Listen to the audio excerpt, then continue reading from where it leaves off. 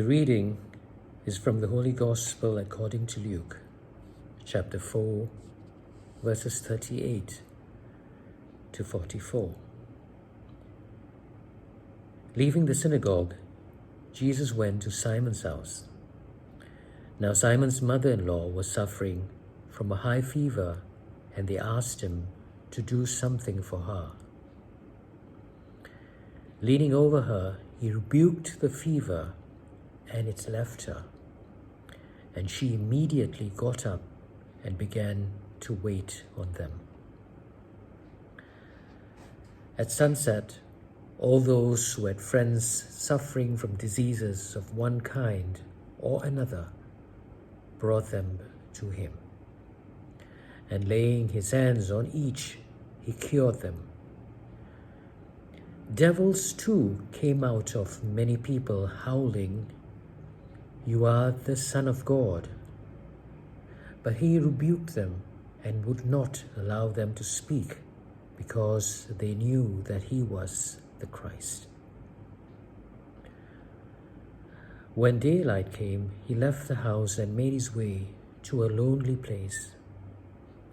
The crowds went to look for him, and when they had caught up with him, they wanted to prevent him leaving them. But he answered, "I must proclaim the good news of the kingdom of God to the other towns too, because that is what I was sent to do." And he continued his preaching in the synagogues of Judea. The Gospel of the Lord. When I read this passage,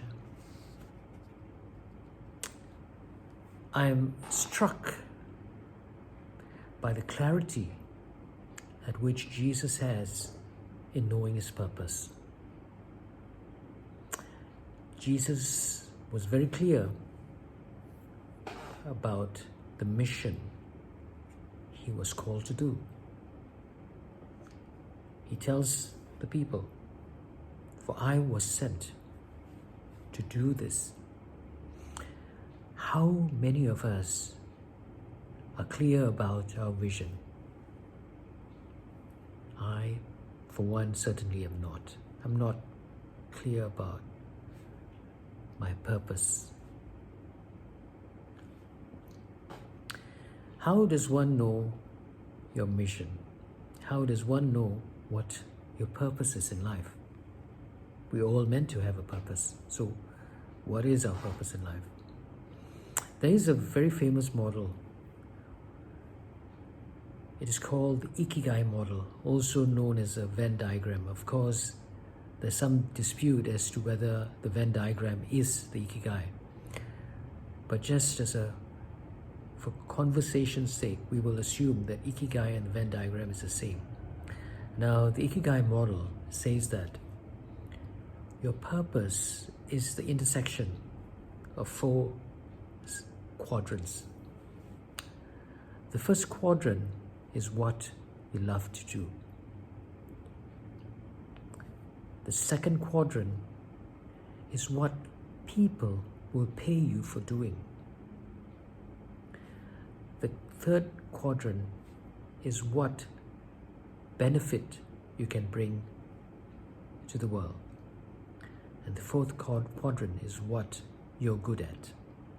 So it is what you're paid to do, intersecting with what you're good at, what you can bring for the benefit of the world, and what you are paid to do. I'm not sure if I've said all the 4. But if you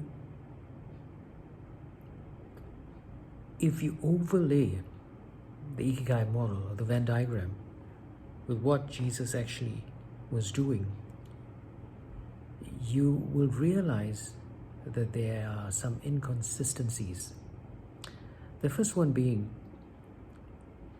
Jesus we don't know for a fact that he loved what he was doing. He was definitely good at doing what he did, but we don't know for a fact that he loved what he was doing. The second is, he couldn't have been rich doing what he's doing. So the Venn diagram, the Ikigai model, is meant for us to be comfortable, to have a comfortable life doing what we're doing. But although Jesus knew very clearly what he was meant to do, he didn't know for certain that it was going to bring him money. So what we can learn from this is that maybe the Venn diagram or the Ikigai model isn't ideal, maybe it doesn't work.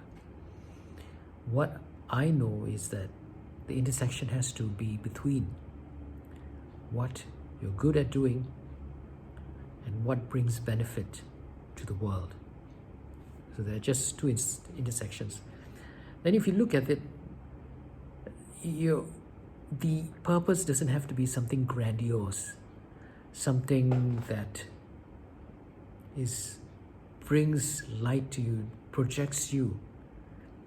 It could be something that you're doing secondary, like what his disciples had to do. They too every morning woke up, but their purpose was not to go and bring the vision of the second coming of Christ to everyone, the good news. No, their purpose was to support the main man. And most of us end up playing a supporting role because he had 12 apostles who were actually playing the supporting role, bringing his vision to everybody else. And we could just as well be our purpose could be just as well playing a supporting role. The supporting role may not be a grandiose role.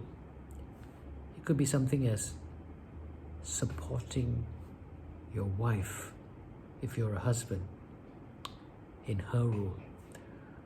Or if you're a father, supporting your children in their vision.